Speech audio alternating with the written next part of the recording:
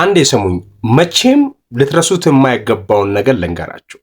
ሰሙኝማ፣ ነጮች በአንጻራዊነት ከጥቁር ከኛ ማለት ነው የተሻለ ዘረኞች ናቸው።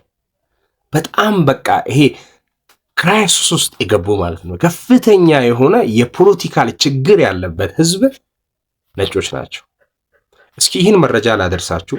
ቤቱን ፎሎ ማድረግ እንዳይረሳ፣ ሼር ላይክ በማድረግ ጀምሩት። እኔ ሙሉ መረጃውን ላደርሳችሁ። ብላክ ኢዝ አ ከለር። ቪኒሲየስን የመሰለ የኳስ ብላተኛ ከነጭናጫ ባህሪው ጋር ለእግር ኳስ ውበት ከየት ይገኛል? ከወዴትስ ይመጣል? ጎል አስቆጥሮ መደነስ አይቻልም ወይስ የሱ ጊዜ ሲሆን ነው የማይፈቀደው? እግር ኳስና ዘረኝነት ሁሉንም በችሎታው ይበልጣቸዋል። ማንም እሱን የመሰለ የለም። የተለየ የፈጠራ ተሰጥኦን መቋቋም ሲሳናቸው ጥቁርነቱ ይታወሳቸዋል። እርሱም በደካማ ባህሪው ሳቢያ በወጥመዳቸው ይወድቃል። አንተ ጦጣ ሲሉት የቆዳ ቀለሙን አስታውሶ ይገነፍራል። እንደርሱ በኳስ መጫወትና መዘነጥ ሲያቅታቸው ይተነክሱታል።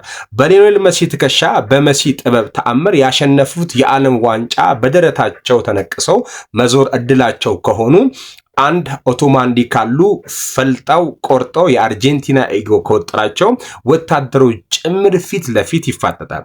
እንደ ቤኔፊካው ፔሪስታኒ ካሉ እዚህ ገባ ከማይባሉ ተራ ተጫዋቾች አፉን በቀጥታ ከካሜራ እይታ በማሊያው ቲሸርት ሸፍኖ አንተ ጦጣ ተብሎ ይሰደባል። ባላንጦቹ በሳምባ የኳስ ስሌት ዳንስ ከሜዳው እየተወረገረጉ ደካማ አመሉን ተረድተው ይነክሱታል። እርሱም ከወጥመዳቸው ወድቆ ሜዳውን የጦርነት አውድማ የጭቅጭቅ ንትርክ መድረክ ያደርገዋል። ጥቁር ስለሆነ ከነጭናጫ አመሉ ጋር ባላንዶር እየተገባው ተዘርፏል። በጣም ነው የሚገርመው። እንደገና ተወልዶ ቢፈጠር እርሱም መልሶ የማያሸንፈው የሲቲ ሮዲደር የሎቶሪ ያህል ቀንቶት ወርቅ ኳሱን ከቪኒሲየስ ነጥቆታል። የህዝብ ደስታ ምንጭ ዘላለማዊ አሸናፊ ግን በዛ አይረሴ ዓመት አሁንም ከብራዚል ሪዮ ጎዳናዎች ቆሼ እየለቀመ የተነሳው ቪኒሲየስ ጁኒየር አንድም ሰው በዚህ ወቅት በዓለም እግር ኳስ በእርሱ ልክ በውበት የሚዘንጥና የሚያምርበት አልነበረም። ከሮናልዲኒዮ ጎቾ በኋላ የተገኘው የተለየው ባለተሰጥኦ የኳስ ብልሃተኛ ነው። ማን? ይህም ብላችሁ ቪኒሲየስ ጁኒየር አስመሳይ አይደለም፣ ደፋርና ልባም ነው። ከአላፍ ዘረኞች ብቻውን በየስቴዲየሙ ተባጥሷል።